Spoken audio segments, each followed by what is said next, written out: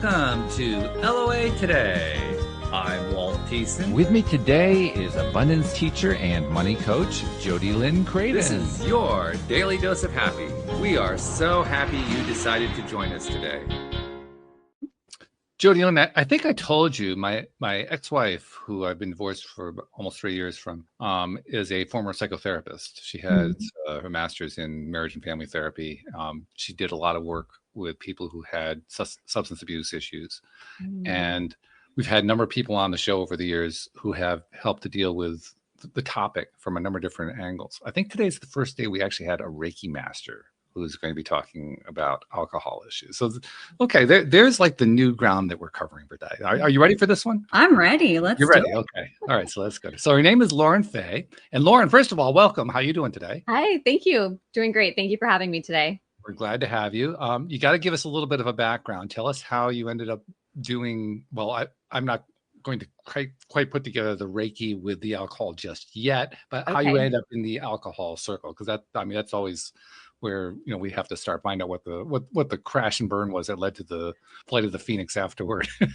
And there was a Phoenix. So the Reiki is a big part of the story, but it's part of the end of the story. So we can save that. Yeah. Well, my life was really built around secrets. On the outside, I was the picture of discipline. I was a Navy officer's daughter, high achieving student, a polished professional. I was a collegiate athlete, all of these things that seemed like everything was going really, really great in my life. But behind closed doors, I was dating a drug dealer. I was addicted to alcohol, and I was spiraling into a spiritual bankruptcy that made me not want to be alive anymore. And so that was the moment. That was my turning point when I realized that I was so soulfully defeated that I didn't even want to be alive anymore. I got sober. And for me, it was on the traditional path that we might know today, but it also was on the non-traditional path with the energy healing and whatnot. So it really just was a combination of a lot of mistaken beliefs, a lot of disserving patterns that I drank over. And of course, that's all in hindsight. You don't really know what you're drinking over while you're drinking over them. But now that I know that, it wasn't necessarily one thing or one big event. It was an accumulation of a lot of little things that felt really, really big in my body. And alcohol was a very effective tool to turn down that noise. But as we know with alcohol, it's not actually an effective tool. It works and then it doesn't work and it makes everything way worse. Oh yeah, that's true. Yeah. Well, and to be fair, you did know to a certain extent. You said you were living with a drug dealer. I know what that's like. Yeah. I had it kind of thrust upon me. My freshman year of college, I ended up getting thrust into a room with 3 guys, 2 of whom turned out to be the biggest dealers on campus. So I have a sense of what that's like. It is a shock.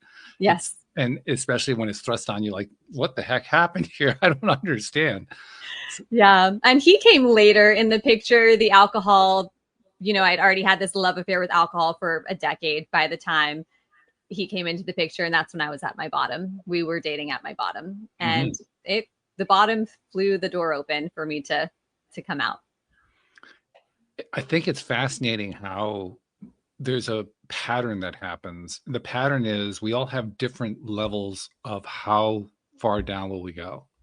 Everybody has like a different limit, if you know what I mean. And once you reach that limit, then all of a sudden you make a decision one way or another. In some cases, unfortunately, the decision is people end up taking their lives, and you were hinting at how that could have been something for you. Fortunately, well, the people we talked to actually didn't do that. So that's how they end up on the show. Yeah, exactly.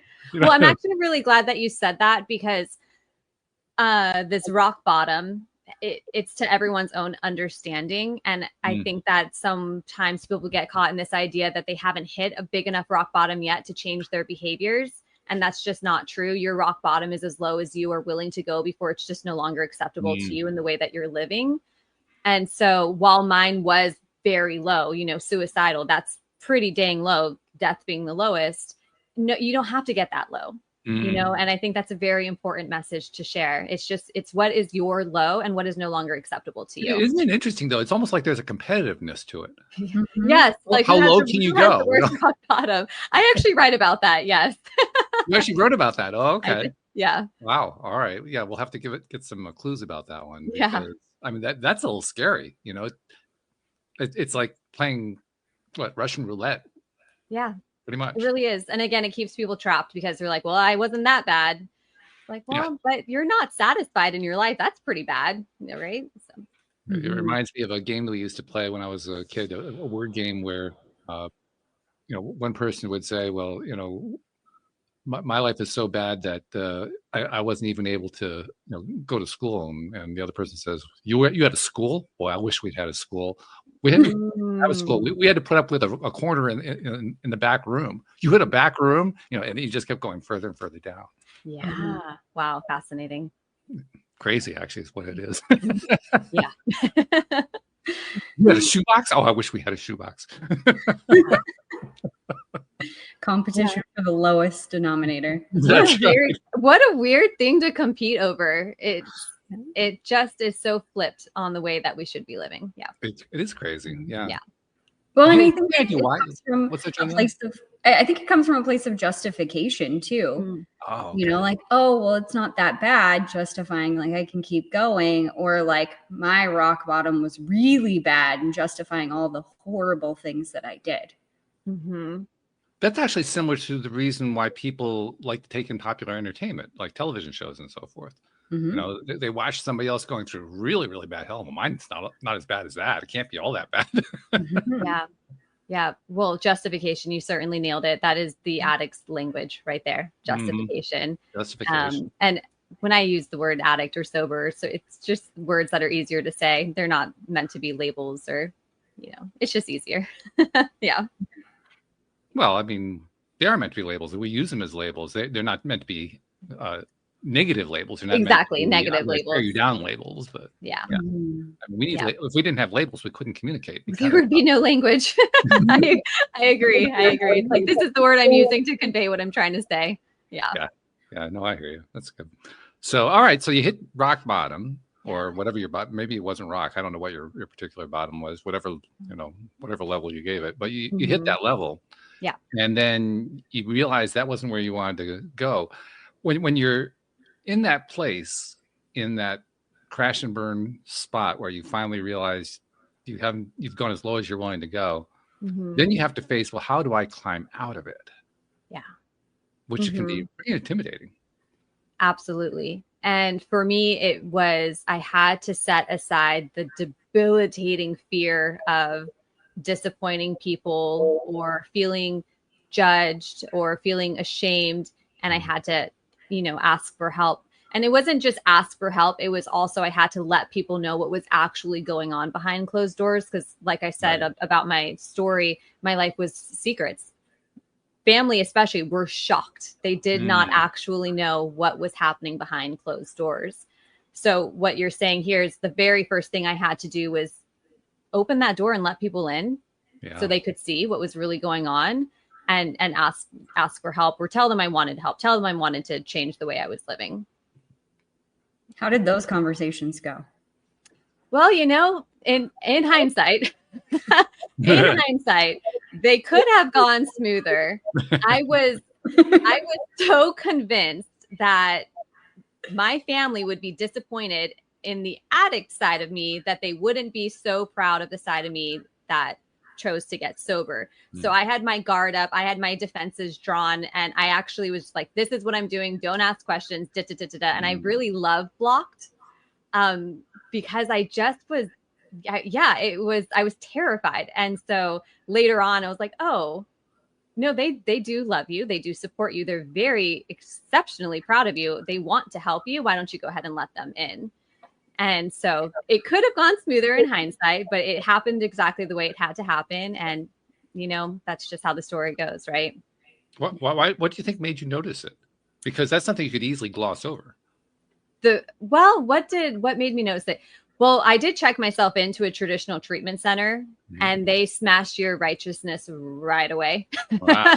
So actually, I can tell you exactly what made me soften. It was when my counselor on my very first day asked me how my drinking impacted other people. And I was like, the audacity of this woman to ask me how my drinking has impacted other people. Let's talk about all the things they've done to me that caused me to drink. Yeah. And that got flipped on its head real quick. And I was humbled. And slowly but surely, I was able to see that I really pushed away people who would have been there to help me if I had just let them in. Yeah. But it's always hard when you're facing that, trying to deal with, here's what's really going on that I've been burying all of this time. Oh, yeah. And even to this day, 7.5 years later, I'm still having conversations with my parents, for instance. They're still learning new things. It doesn't really end. So it wasn't all at once, but it felt like a lot in the moment for sure. Yeah. But it also ended up launching a new career path for you. It did. Tell us about it. Well, before I got sober, this is where the energy work comes in. Before I got sober, I was receiving Reiki from a Reiki master as a Hail Mary to help me, out of my depressed state and woe is me living and purposelessness. And, it felt really great, but I was already so kind of down that I didn't know how to feel that good. And so I would self-sabotage after the sessions and go back to drinking because it was like, oh my God, what do I do with all this light and love? So when I got sober, I continued to receive Reiki. And then only within months of my sobriety, I trained myself as a Reiki master and now, proceeded into Reiki master teaching. And that was my very first brick and mortar business as a sober woman, was an energy healing practice. And that has since evolved because what I did was when I created my website, I told my story about my addiction. So I ended up attracting quite a few clients who had the same story and didn't want to go the traditional path. They wanted to heal, but they wanted alternative paths to healing. And so my clientele became people who wanted to hear this addiction recovery messaging. And that expanded the business into mentorship and coaching on how there are many, many paths to healing. And this is one way, and there's lots of ways. And so I teach this one way, the holistic approach. Okay. Yeah. I like it. Yeah. I mean, it's very alternative. It's very unusual. I'm kind of curious. Do you get any pushback from traditional therapists? That's my biggest fear, and it just hasn't happened yet. There's just, at the end of the day, can we really debate the fact that there are so many ways? And that one way isn't going to work for every single person. It might work for one. I started my recovery in the traditional journey, and that worked for me. And then I expanded beyond it. I didn't get better than it. I just continued to grow. And with that, I needed to grow the tools I was using for my healing. So the pushback isn't really there, but good. Maybe it is behind, not to my face. I don't know.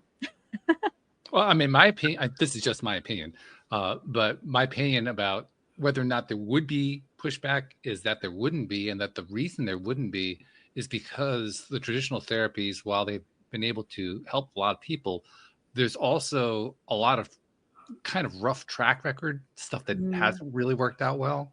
Like the thing that's coming to my mind right now are 12-step programs.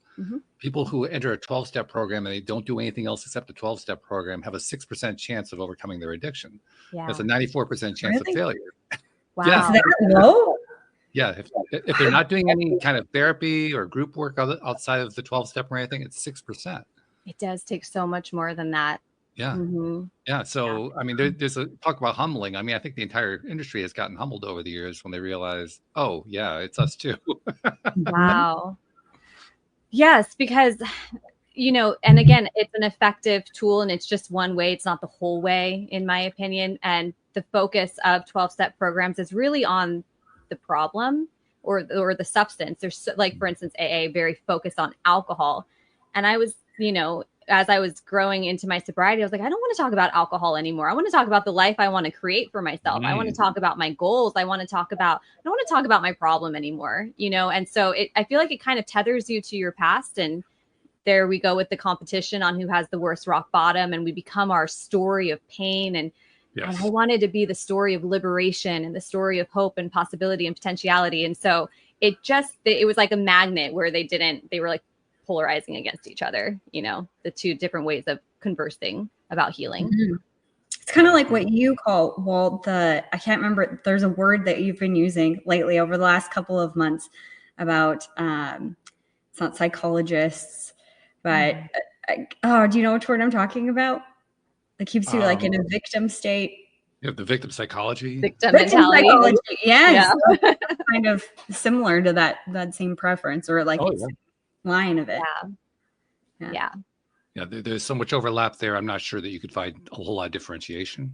Exactly. Yeah. Yeah. It's really just two ways of saying the same thing. Yeah. Sad but true. Yeah. But it's also true that the excuse me, my throat is just completely full. I don't know why. It's also true that anyone who goes through any kind of a treatment program, whether it's traditional, whether it's alternative, whether it's a combination of the two, it isn't the treatment that makes the difference. It's the choice that they make themselves to make a change and how true they are to that choice. And really, all of the therapies are aimed at trying to encourage that. I mean, even Reiki, life force, that's what Reiki stands for. Yeah. All the life force is about is helping you get to a point where you can make a decision. Yeah. That's all it's for. Yeah.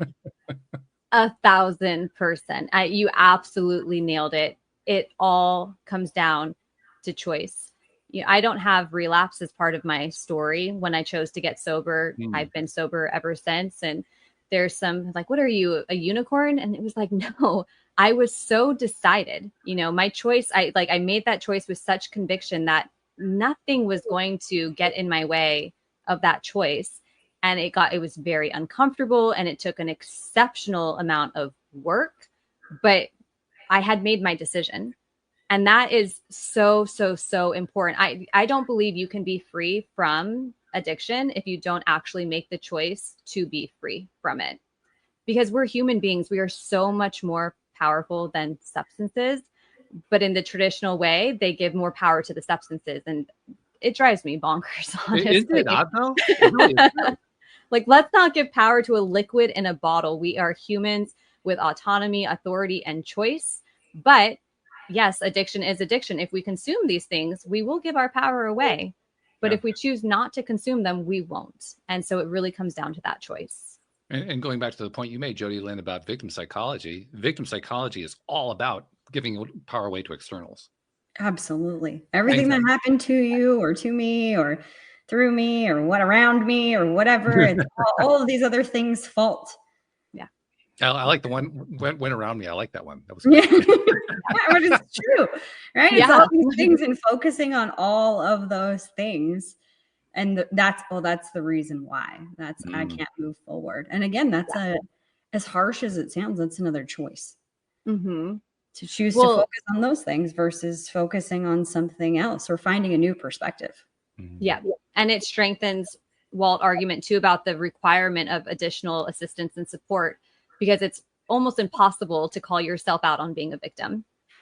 It's really something that takes reflection and the willingness to have an open and curious conversation to see your actions differently. But a victim's not going to call themselves out as a victim. It does take support, therapeutic support. Yeah. And that's one of those, oh, damn moments. Like, yeah, it really is.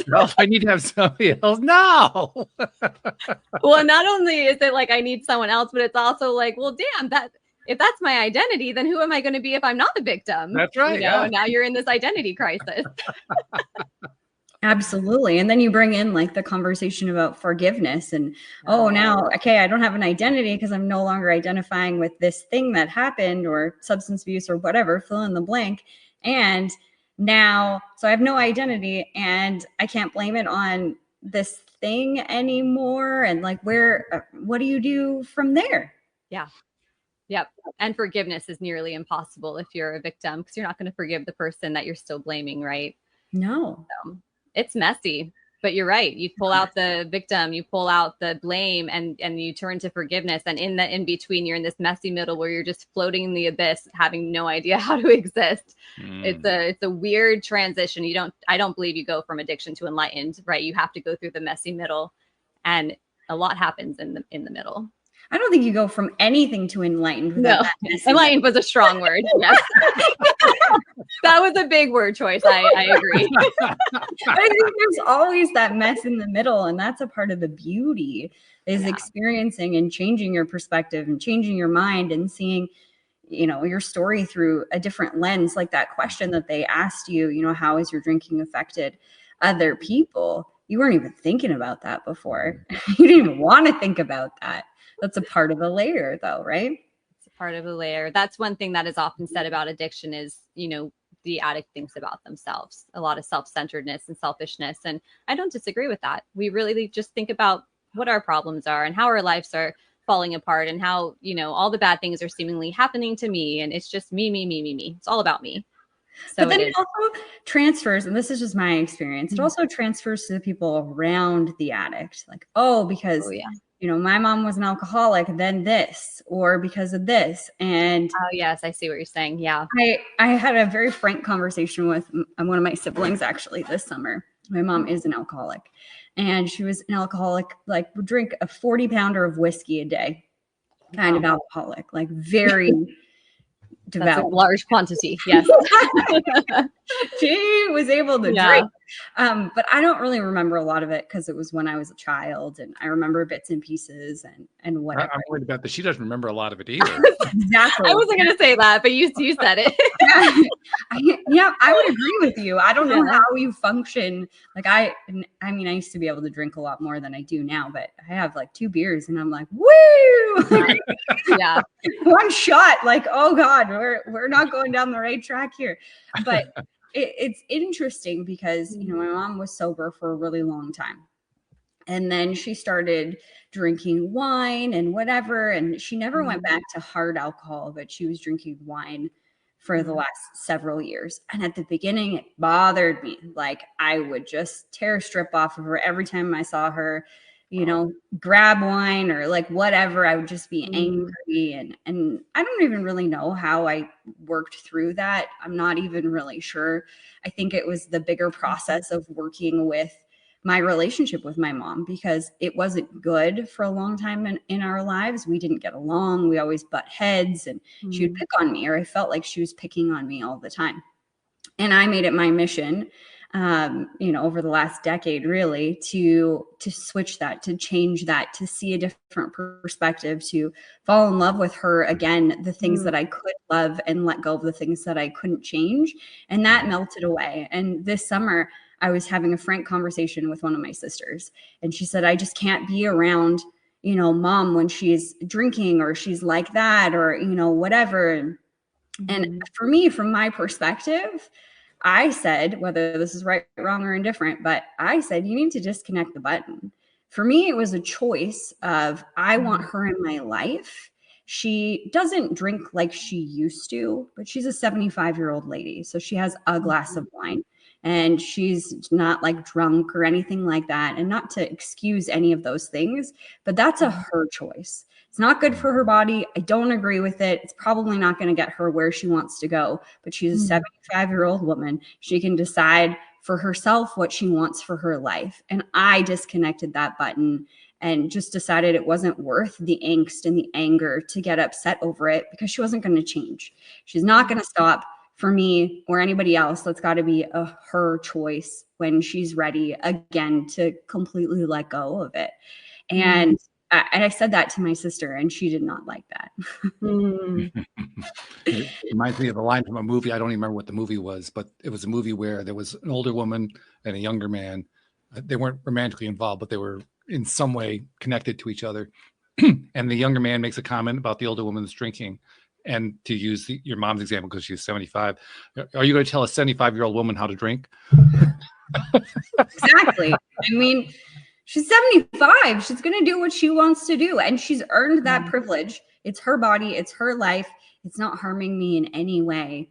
And maybe the perspective is different for my sisters because they're older than me and they saw different things and whatever. But for me, my mom and I had a lot of hurt between us. And I chose to let those things go, to see all of the beauty and a different perspective, and choose that even when she says some things that I don't like or does some things that I don't like, I immediately go to her heart and her soul as a soul on this earth. You know, if she knew how much that bothered me or that hurt me, she probably wouldn't do it. She wouldn't do it. I know that. She's got a big heart. So that helped me just let go of it and just let her live her life and live her own choices. And instead of just getting upset because getting upset was getting me nowhere. Like, Yes. you wouldn't care. Okay, you're mad at me. Whatever. You didn't care. So, Yeah. Your perspective is so beautiful, and it's just one option, right? There's maybe like a sister, for instance, who maybe still feels the hurt or the pain and isn't where you are yet. But I think the one guiding question is, how do I want to feel? Like you yourself, how do I want to feel? And what do I need to do to make sure I feel that way? And for you, it was disconnecting the button. Is that the word that you used? And that's exactly what you needed to do to make sure that you were able to be in love with your mom and be in peace with your mom. And I just find that to be extraordinarily beautiful and brave as well. Obviously, other options are boundaries. And if it's not working for you, you just set the boundary and you step away. But it sounded like you wanted that relationship. Yeah, you know? I do. And I mean, I live 5 minutes from my parents right now. So I like see them almost every day, definitely a couple times a week. And I have a really close-knit relationship with my mom now, more so than I ever had before. But it was because of that choice. She changed, but it was after I changed and I let those things go and started to really focus on the things I loved about her. Because the drinking aside, or some of the things that she says, because she's old and she has no filter, that I could focus on those things, or I could focus on the beautiful things that she brings to the table. And the more I focused on the beautiful things, the more I saw. I was just going to say, you used the word focus, because I was like, I don't think your mom changed. I think the lens in which you saw your mom changed. Exactly. Yeah. Definitely. Well, it's a great point, though. I mean, I'm glad you're bringing that up, because it is a powerful tool that people don't realize that they have. They can choose to look at the part of a person that they choose to look at. They don't have to get stuck on the part they don't like, even though that's the first inclination of many people, is to get stuck on the part that they don't like. But you don't have to stay there. You can shift your attention. It's the same person, but you're just looking at them from a different angle. Yeah, and even shifting the meaning of what that means. When she drinks, it means whatever, or when she says these things, it means this. Like, unless you ask the person point blank, you don't actually know what they mean or what the meaning is behind what they're doing. It's all an assumption. Yeah. One of the, I said I broke away from the traditional path when I got sober. I joined a study group that was based off of A Course in Miracles. And the group itself was called, it's an incredible, right? Incredible text. And it was called Choose Again. So here we are talking about choice, because everything is a choice. But this whole idea, like, we are meaning making machines, everything is meaningless until we give it meaning. And what does her drinking say? Like, what does it mean? Well, it probably says nothing about you, but we automatically are going to make it mean something about us, right? Or this, that, and the other. So that's another choice, is what story am I telling myself? What meaning am I giving this? And how is it making me feel? If we're going to give these disempowering meanings to stories, and that's the lens we live under, we're not going to feel very good. And we're going to see all the things that are wrong with the person. We're just like Walt says, but there's so many other things you can look at in the same one person. Yeah. And not just in the same person, but in the same experience, whatever the experience is, whether it's a person that you're interacting with, whether it's a book that you're reading. You mentioned A Course in Miracles. I mean, you guys obviously both love that book. That book actually gives me a headache. I couldn't even finish. Oh, it's dense. It is very thick. It's dense. Well, not just it's heavy. Literally, as I'm reading this stuff, I'm saying to myself, this just doesn't even make any sense. This is just nonsense. And that's the way it was resonant. It was non-resonant with me. Now, does that mean it's a bad book? No, it wasn't the right tool for me, is all. Yeah. Maybe the Course in Miracles for Dummies is what I used to flip through. Like the clip. Okay, now we've got like AI, but it's like, can you interpret this for me? Because I am not understanding this language here. Yeah, when I was in school, we called those Cliff Notes. It was the short version. Yeah.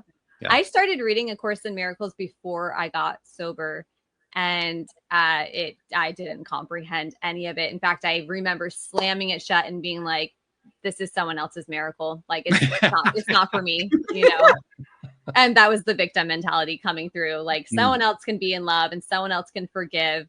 And it's not me. And for me, it was more that I'm too analytical, and I kept analyzing the text in terms of, well, this doesn't make any sense. That certainly doesn't make any sense, and this is just nonsense. Yeah. Understood. Yep. And the text is so tiny. Yeah, right. I know. And the paper is so thin. If you highlight, it bleeds to the other side. Yep. It's just a mess. Yeah. Did you get the feeling they actually published it that way on purpose? Maybe. Probably for the trigger to see how we respond. Probably. Yeah. Yeah. It's all part of our healing. Really is Course in Miracles. To print it as cheaply as possible. I don't know which. Could be either one. Yeah. But it illustrates very nicely how there are going to be different angles regarding anything that we have in our lives. And it takes us right back to what we talked about before. We always have choice where we don't think we have choice. Yes. It's a frightening concept because it challenges so many preconceptions that we've built up in our lives. Yes. To realize that the things that we preconceived it's just locked in aren't really locked in. It's like, oh, well, now what do I do? It's like a house of cards. I had this whole thing constructed. What are you doing? You're tearing down this thing that I had constructed. Yeah. Like literally a house of cards. You pull one card and then all these other things begin to fall. And you're like, no, what? Stay. I don't want it. No. It's terrifying. That choice, though, also what you just said, Walt, is we do always have it. And I think sometimes the thought is to default to the external. And it's like, but I didn't choose this, that, or the other. But you can always choose how you feel inside or how you respond. So there's that inner choice. And that never goes away as long as we're alive. So we do always have choice. I just don't feel like that can be debated. Well, it can definitely be debated. I see it all over the place right now. I mean, it's fascinating watching what goes on in popular culture right now because there is so much finger pointing going on. There is so much blame psychology going on right now. And it's got to the point where it's almost comic relief because there's so much of it. Yeah. So clearly a lot of people haven't gotten the memo. Yeah, correct. I would agree with that. And you're right. Everything is debatable. My belief is that there's no room for debate on this.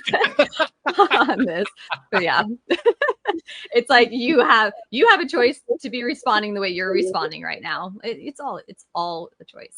Yeah. It reminds me, there was a book that came out, I think it was in the 1980s called I'm Okay, You're Okay. And it gained quite a bit of popularity. It was like one of the early self-help books. Then there was a book that came out in response to it. And I like this one actually better because it was entitled, I'm Okay, You're Not So Hot. I'm okay. You're not doing so great, though. I haven't heard of those ones. Did you read it? And it was actually a very funny book. That second one, it was a very funny book, and it really it pointed you right back to the "I'm okay, you're okay" concept, but it kind of came in through the sarcastic back door. It was very helpful in that way. Yeah, there's a book that I read when I first started my business. It was called "Time Is Not the Problem, You Are." So a similar concept of using that sarcasm to be like, oh, yep, he's right. It's it is me. It's my time management. Yeah. When you're working with people and you're a coach, let me not define. You define yourself. Do you consider yourself to be a coach? Yes, I consider myself to be a holistic, alcohol-free empowerment coach and mentor. So both a speaker, author, Reiki master. So when you're working with your clients, I imagine the people who are coming to you have already made that decision we were talking about. So that kind of smooths some of the waters. But there's got to be some times where you're contacted by somebody who hasn't quite made that decision yet. And now you're dealing with all these little issues we've been talking about here. Yeah, I would say for the most part, and I work with women. So for the most part, the women who come to me are more in the decision than not in the decision. Perhaps they're not 100% there. And that's why they're seeking coaching and mentorship. They just need someone to maybe like kind of pull them the rest of the way through. My coaching and mentorship doesn't align with someone who is not decided. My job is not to convince anyone. And I'm not out here on an anti-alcohol message. I'm truly out here on if a woman is not satisfied in the way she's living and she's identified this thing to be one of the problems, and I am here to help her eliminate that problem, right? And create the identity on the other side of alcohol. Because that's one of the biggest issues is the identity shift. So who am I? And then the second biggest, or if they're tied, is, and how do I belong in this alcohol saturated world if I don't drink, belonging being like the number one human desire. So I do work with women who are mostly, yes, I would say mostly decided. And if they're not, there's other resources. You know, I point them in different directions. And if they're physically addicted, it's absolutely outside of my wheelhouse. That's not my lane. Yeah. Right. So essentially you're saying you work primarily with women who've already been doing some work. Yeah, I would say who have the awareness. They've already, you know, and awareness is some of the work, right? They've already identified that this is part of the problem. So they're starting to open their eyes a little bit more, asking themselves the tough questions, getting brave by admitting some things out loud. Because some of the times I get on the phone with women and I'm the first person they're saying any of this stuff to. So they've got that bravery coming through. Yeah. I have a question that's been rattling in my head and I keep resisting it and it keeps coming back. That's why your throat's blocked. Yeah, maybe that's what it is. Well, the reason I'm resisting it is it has stereotype built into it, and I always resist That's inevitable. Yeah. Yeah. But I'll bring it out anyway. It comes out of, I saw a comedian doing her shtick, and I don't even remember what her name was, but she did this thing. She was trying to describe the differences between how women are involved in a relationship and how men are involved in a relationship. And the core of her thesis, I mean, she's doing comedy, obviously, but we'll call it a thesis, is that women focus on 15 things all at once. And they're trying to bounce back and forth among all of them, whereas men are on one thing only. Now, I think that's too much of a stereotype, but I'll go with it for the moment. And like, I don't remember what her jokes were specifically, but they'd be along the lines of laying out a woman who's focused on this and this and this and this and this and this and this and this, and the husband saying, "Oh, please pick something." You know, it was that kind of a comedy routine. Yeah. And there's, I mean, I don't think you necessarily have to associate that as just being women or just men, but I think it probably applies across the board. But nevertheless, it's a useful dynamic. Because when we talk about anything related to not just addiction, but making choices around addiction, one of the first things people are going to do is they're going to bounce around. I don't care if you're a man or a woman, it's going to happen. You're just going to, because you don't really know what you trust yet. And you know what people recognize as the stuff that everybody does. And you have certain beliefs about whether or not that stuff is actually going to work for you. And to some degree, this one might, and the other one might not. And Uncle Henry did something that didn't work at all. And, you know, we have all these preconceptions built up in our minds about how all this is going to play out. Even when we have no idea how it's going to play out, it's not surprising we end up bouncing around in 15 things at once because we're trying to find that path. I mean, Jody Lynn, you and I talk about it a lot. We talk about how it's important to try things to find out what your modality is that works for you, what processes work best for you. But it's also the same kind of issue, Lauren, when you're dealing with, you know, how am I going to deal with this addiction that I've been wrestling with all these years? Still trying to figure out what's my path. Yes. Yes. Really, when we identify a problem, it's never just that one thing. Right. It's going to swing open the door and suddenly you'll start to see other areas in your life that aren't working. So that's one example of 15 things at one time. And when it comes to the work I do with women, I'm like, let's just stay here. Right. Like we can talk about you don't have to get a divorce and quit your job and move to Fiji all in the first month. Like, let's just not drink the alcohol. But in terms of the other 15 things, it's like, it's almost option or decision overwhelm or decision fatigue on how many options are available to us to solve the problem. And so it's like, which is the best one? And how much time do you give one modality and give it an honest chance to work? If you do too many things at one time, do you even know which one is working for you? Are they all clustered together? So it is very easy and I think part of it too is when you make such a big identity changing decision, such as changing your relationship to alcohol, all of a sudden it's just like everything feels so big. And the blinders come off and it's like everything all at once. And it really is, it really is just managing expectations and practicing patience, which is, like a 4-letter word to a lot of people. And just taking it one step at a time. And I know that like in the traditional rooms, they say one day at a time. And sometimes it's 1 minute at a time, one choice at a time, one tool at a time. one conversation at a time. And it's like, just let's focus on the micro shifts and not the big macro picture. Yeah, you're reminding me of something that my ex would tell me about. She obviously she couldn't tell me about specific clients, but she would tell me things that would happen. And one of the things that would happen fairly frequently, because she worked a lot with court cases where somebody was assigned to X number of hours of therapy in order to deal with something that had led them to do something they shouldn't have done. And that meant that they were basically doing the therapy under duress, and they really had no intention of getting any better, which was extremely frustrating from her point of view. No kidding. Yeah. Yes. And so she'd encounter all kinds of different, ways to get around stuff. And one of the ways that she encountered was somebody would say, well, I've been sober for quite some time now. And she'd say, oh, how long? And she'd say, well, since 9 o'clock this morning.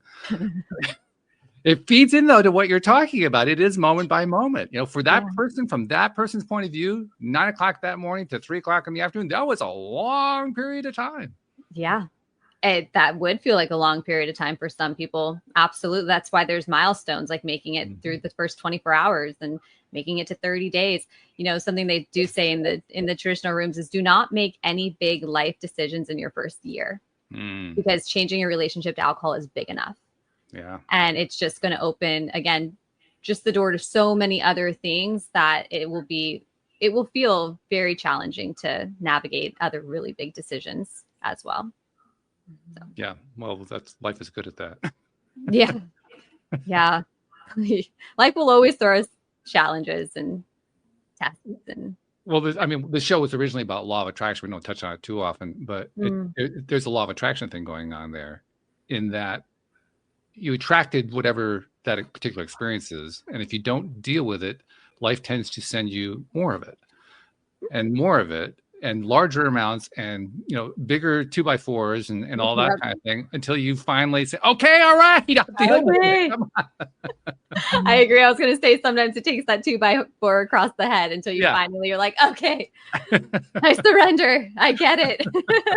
I'm willing to listen to this message. Yeah. There's a lady called Buddha Betty, and she had a near-death experience, and she was an alcoholic, or she was drug addict or whatever. And her slap on the head by a 2x4 was like dying. Yeah. And having this, after death experience, where, she could see all of these things, and she could see that she was going to have to redo this again and go through all of it again. And, she was going to come back as her cousin's baby if she didn't choose, or all of these things where she was like, holy man, this is crazy. And then woke up on the floor, 12 hours later or whatever it was. And she's alive again. Holy man. But listening to those kinds of stories, it's funny. Sometimes you just don't get it until you get it. And what you just said too, holy moly, I'm going to have to go through this again. That is one core reason why relapse is not a part of my story, is because it is so hard and uncomfortable and just, you're gritting your teeth to get through the beginning. I don't ever want to go through that again. I don't ever want to go through that process again. And so for me to go back to substances knowing I would have to go through that again, no, I would never, I can't sign up for that, So there is a gift if you just can get through, because life is always going to give us these big moments. And then, it's not just going to be an instantaneous result, and there's probably not going to be an easy button. And if you can just keep pushing through and getting through it, there will be reprieve and relief and peace and a miracle or whatever on the other side, but you just have to stay the course. And so when you bail early and then you go back to the old ways, you're starting over, and that's so hard. And it's very defeating for a lot of people. And then it's just so defeating that maybe they just stop trying. Something else that occurred to me as you were saying that is, you described how you're suicidal at one point. And one of my other co-hosts, Joel Elston, was suicidal at one point and literally sat on a bench on an island off the coast of Florida with a handgun next to him, trying to decide whether to take his own life. And he ended up deciding not to. And I remember asking him, I've asked him a couple times here on the show, but I remember the last time I asked him about it, his answer was about as direct as I've ever heard from him. And he's a pretty direct guy. He said, I honestly don't know why I didn't do it. I can't answer that question. The only thing I know for sure was once I made the decision, I couldn't go back. Yeah. I had to keep moving forward. Yeah. And that's exactly what you were just talking about. Yeah. That just lit me up in goosebumps. Yeah. Because that's what it is. And the decision is actually very hard to pin down. When did you make that choice? When did you make that shift? Mm-hmm. I suspect most of us would have a very hard time saying it happened at 1:32 a.m. on such and such a day. I mean, just that's not the way we tend to think about these things. Mm-hmm. He came probably closer than anybody. He still couldn't nail down exactly how it happened. Yeah. But what we do know is once you make a decision, everything starts to line up in that direction, even though it doesn't feel like it's lining up in that direction. Yes. I absolutely agree. If we're going to be speaking, on law of attraction at all, once we do make a decision, I have a belief like the world starts to reorient itself in your favor to get you down the path in the direction of your decision. Yeah. It might not be perfect, might be hitting road bumps and taking lefts and rights, but not may. It will. It will not be perfect, and you will hit road bumps. Oh, you'll like pop a tire, all the things that an absolute break. But you're at least going in that direction. And if you don't have a decision, there's no direction to go. Yeah. You're not pointed anywhere. Mm-hmm. So very important. What do you think makes somebody make that decision then? That is a great question. I mean, for me, it was like, because I can only speak for myself. It was the biggest decision I ever made in my life was choosing to be alive after deciding that I didn't want to be alive anymore. And why did I make that decision? I think I scared myself, quite honestly. And it was just so black and white. It was like, I wanted to die and then I didn't want to die. It was just the complete opposite. And then I just kept going in the direction of I want to be alive. I don't want to keep living the way I was living. So now if I'm going to choose to be alive, what do I need to change? And that was like the thought process. But yeah, I don't know if we can nail down how someone makes the decision. It's probably deeply personal and it's obviously going to be very different for everyone. Do you have any ideas on that, Jody Lynn? I mean, you've been there. You've been in that kind of a situation. Do you know how you make the decision? I'm not sure I know exactly how. And I think it's a more of a feeling. Like you're at the precipice. I've never been to the point where I wanted to take my own life, but I've been in very dark times and was like not wanting to go on in that same way. And for me, it was, I didn't want to feel all of the feelings. Like I thought that I would just die there or whatever. And it was like being at the edge of a fork in the road and not going through it means this or equals this. Like, and I don't want that. So I guess I have to choose the other way. Okay. And then we go. And everything, like you said, started to culminate in that direction. I think like leading up to it, all of the big decisions I've ever made in my life, they were like building blocks. When I left the abusive relationship that I was in, it was seeing that taking the rose-colored glasses off and it's like, oh, this is my life. I didn't realize that there was another possibility here. I just thought you had a shitty relationship and yelled and screamed at each other and, he would throw things at you. That just is the way that relationships are supposed to work. But then you're going to get married and it'll get better. And then you have kids and then it'll get even better. And then like that bubble was burst for me of like, oh, that's not going to change things. And not all men are like that. So seeing things like having the wool pulled off and seeing more truths and then like, okay, well, how do I change the situation? How do I draw boundaries? How do I get more of what I want? How do I even ask for that? And trying to go down that road. And then for me, it was this like split second decision of, I was really stuck that we had this house that was underwater. It was, the 2008 financial crisis and our house was worth half of what we owed on it. And I really thought there's nowhere I can go or nothing I can do. And that's why I tried to make it work for a while was like, okay, will you just make this work? And because you're stuck here. And then it was my dad when I said to him, like, I can't, go anywhere because of this house. And he said, it's only money. You can go and make more. It was just that 1 second of a conversation where I was like, really, you can? Oh, I guess you could. I never thought about that. Okay. And I literally made the decision right then and there. Okay, I'm going to leave him. And my dad's like, really? Are you? Yes, I am. Well, when? Well, like tonight. And he's like, okie dokie. And then he put a lock on it for me because he was worried about my safety and all of that. But so then it was real. I'm like, okay, this is what I'm doing tonight at like 6:30. I'm going to be breaking up with my boyfriend, and I don't know, moving with my brother or my parents, or like I didn't even know where I was going to go live. I didn't know what was going to happen next, but it was kind of building. It built for a while, and then it was like, this makes sense. Let's go. What you were talking about, though, in terms of how you made the decision, it reminded me, I don't have a clear answer on it either. The closest I've come to an answer is I associate it with the same question about why is it we come into this life in the first place? Because to me, there's a lot of overlap there.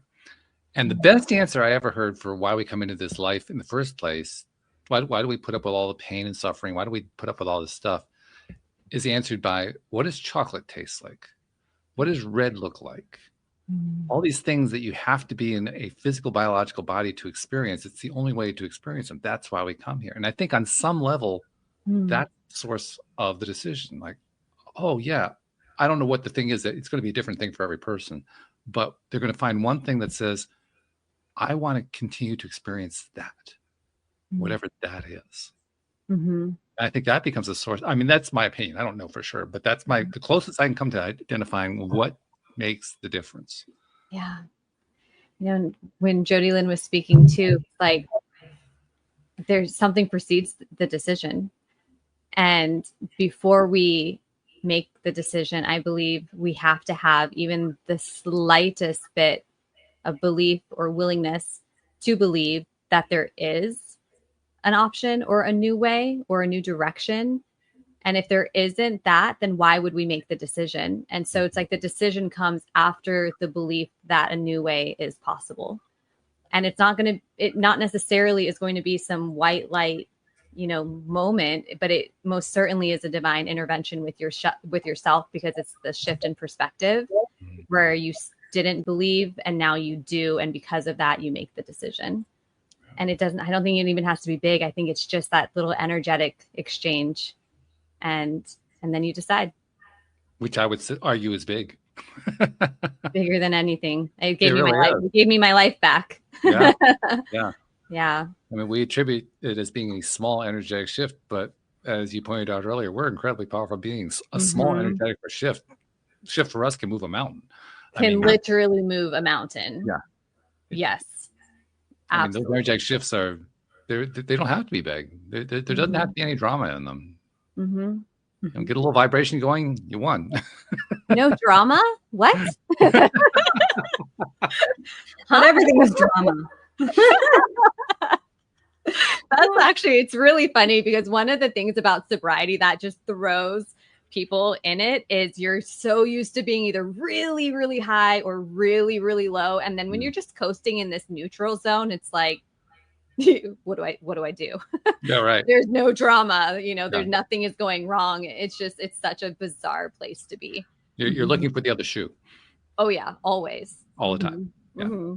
It's bound to drop. Got to drop at some point. It's got to drop. I'm so used to it. Yeah.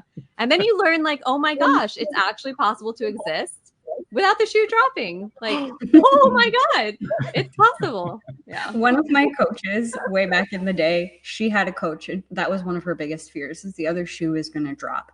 And he made her nail a shoe to the ceiling. So that she could look at it every day when she woke up and see like the shoe hasn't dropped. Yeah, it's still there. So she literally had a shoe on her ceiling for years. That's wonderful. Whatever it takes. Yeah, exactly. Whatever it takes. That just little simple reminder of that hope, that belief. That's okay. Yeah. I love it.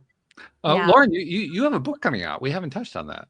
I have a book coming out. It's a memoir, storytelling, transformative book called Blurred Lines, My Reclamation of Power from Alcohol Addiction. P.S. You are not powerless.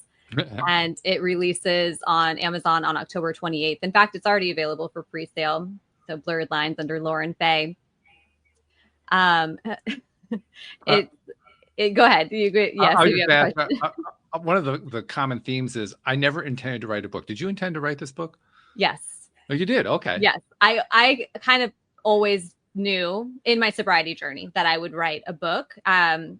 My journey has really been blogged through my Instagram since the very beginning. I came out on Instagram as a sober woman, and I've just allowed people in on my journey from the very beginning. So I did know, but I thought I was going to write a coaching book. I didn't know I was going to spill out all my dirty little secrets. So I started writing it last August, and it just, I was writing it as the coaching book, and it just took new form. And I was like, okay, this is where we're going. And it was a spiritual experience, to put it lightly. It took me to the highest highs, the lowest lows. It cracked me wide open. It was so painfully challenging and liberating and scary, all of the things. And so I knew it was, the mission of the book was bigger than just the book. It was, for me as well. But in it shows the downward spiral, the habits that I formed, the seduction of the alcohol in my life. And then it shows the reclamation of power. And rather than just telling the reader what the lessons are, I share it through story. And I'm going to turn it over, and the reader can come up with their own lessons and hopefully maybe see themselves in the pages and have, again, that little bit of possibility or, potentiality open up inside of them for something new, for a new way. Which ultimately is the best way to write a book anyway, telling a story. Yeah. People love storytelling. And just an academically written book. Like, I know. Please, and now there's just so much information out there. It's so easy to get the information that we're craving story more than anything. So absolutely true. Yeah. Yeah. So it's a raw, it's vulnerable, it's exposed, and it is going to be released, and I won't have any control over it. And that has just been, what a lesson. How does that feel right now? Because I've been in that spot too. I think Jody Lynn has too. What does that feel like to you right now? Oh, to me or to Jody Lynn? Well, to you, yes.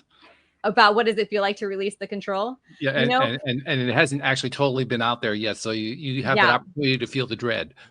Yeah. So actually, if I'm being completely transparent, what it feels like right now is exhaustion, because I've been fighting it for so many months. Oh, yeah. And the fear has been so big. And when I finally hit that neutral zone, my body's like physical body, emotional body, mental body are just tired. So I do feel very tired right now because of the fight that I've been fighting for so many months. And I'm sure the fear will come back up on October 28th when it actually is delivered to people's Kindles. But I think ultimately I've made peace, and I do really feel the mission is bigger than my fear. Okay. So it sustains you that way. Yeah. That's a good thing. Yeah. I think it's probably pretty safe to say, since your mission is particularly to help work with women who are going through similar kinds of things, you probably like the idea of being contacted by them, which means we should tell them how to accomplish this wonderful thing. Yes. If they would like to reach me, they can go through my contact form at laurenfaycoaching.com, www.laurenfaycoaching.com. That's the best way to get in touch with me. I love getting on the phone with people. The phone is so scary these days. I feel like people have this aversion to the phone, but to me, it's just, we use our words, and then you can feel the energetic exchange as well. And people start to soften and open up once they feel safe. So getting on the phone is the first step. I also love to speak in book clubs or as keynote speaker. I just love sharing the message. If you're not looking to be coached, but you just want to listen, I do that as well. So all of that can go through laurenfaycoaching.com. Okay. That's good. Yeah. We could do another hour, because I'm thinking right now about how, well, yes, the whole thing about telephones, and now texting has kind of knocked that out. So telephones, you don't make a phone call anymore. You're invading somebody's privacy. It's a completely different mindset from what it was 50 years ago. But we could do a whole thing on that. Unfortunately, we're down to like a few minutes, so we can't really do it. I know. It is scary, but I think that it reminds me of the first time I actually did go to an AA meeting, and I said out loud what I'd never said before. And I don't think it matters where you go. It's just the action of actually saying it out loud and being held, and then smashing that fear of the judgment or the shame that maybe you receive if you say it to the wrong person. And so when you find someone who can say, I know, I have been there, I get it, you are saying it, to a person that's able to hold you in a lot of compassion and empathy and understanding and love. Very important. Very, very important. Yeah. Good stuff. So Jolene, I got to come to you next, as I always do, to kind of tie this all together with a bow on top. I don't think this one's going to be a hard one for you. I may be wrong, but I don't think this one's going to be difficult at all. This is going to be an easy one. I think we've gone a lot of different places in today's conversation, but I think it's so incredibly succinct that, Lauren, you talked about on your journey, you were hiding all of these secrets. And where we ended in our conversation today, and the big plug essentially for your book, October 28th, the big day when it comes out, is when you're finally releasing that burden and spilling all of your secrets. And I think it is so in alignment with what you are teaching, and you're so incredibly brave. And I want to thank you for your message today on the choices that we have. We always have the choices. We always have the opportunity to have a different life if we choose to focus on different things. And thank you for the message of bravery and hope and belief that there is something around the corner, that there is light at the end of the tunnel, especially with this journey and everything that we go through. So thank you for that message today. Thank you for the recap. That lands, that lands really, really powerfully. Thank you so much. And to both of you for having a platform where the message gets to go bigger, right? It gets to go out. And that's absolutely incredible. So thank you for being of service in that way. Well, we have so much fun doing it. I mean, I can tell it was a blast for a reason, because it's so fun. It's enjoyable to do this kind of thing. Yeah. It's much better than the fake kind of drama. This is like the real drama. The drama doesn't have to be super dramatic, but it's dramatic, and then it leads to a conclusion like, oh, I didn't expect that one, but okay. That's cool. Yeah. It's good stuff. Thank you. One other thing that we like to do at the end of every show, and something that I noticed a few years ago, because now that we are in the 21st century, I mean, you mentioned how you did your Instagram journey. You're sharing the story through Instagram. That's just one of the many ways that we are able, through the amazing technologies we have to deal with, to put messages out there and to share what we're going through, and especially those of us who have come through the other side and had some amazing transformation, and we want to tell everybody, oh, you got to try this is so cool, you got to do it, check this thing out, this may really work for you. And so we do podcasts, and we create Instagrams, and we do postings on Facebook, and we do TikToks, and we do all this other kind of stuff, and people are listening and reading and watching and paying attention to it and getting benefit from it. And many of them, we never even know what happened with them. We don't even realize, we don't see it happening. We don't experience what they're going through. And so it kind of gets dismissed. And I said to myself, we shouldn't be dismissing that. So Lauren, on behalf of those people you've never met, never seen, never will meet, never will see, we've been helping in ways you didn't even know about, on their behalf. Thank you for what you're doing, because you're making a difference in this world. Thank you so much. Yes. And thank you to our podcast listeners everywhere. We'll see you all next time here on LOA Today. Goodbye, everybody.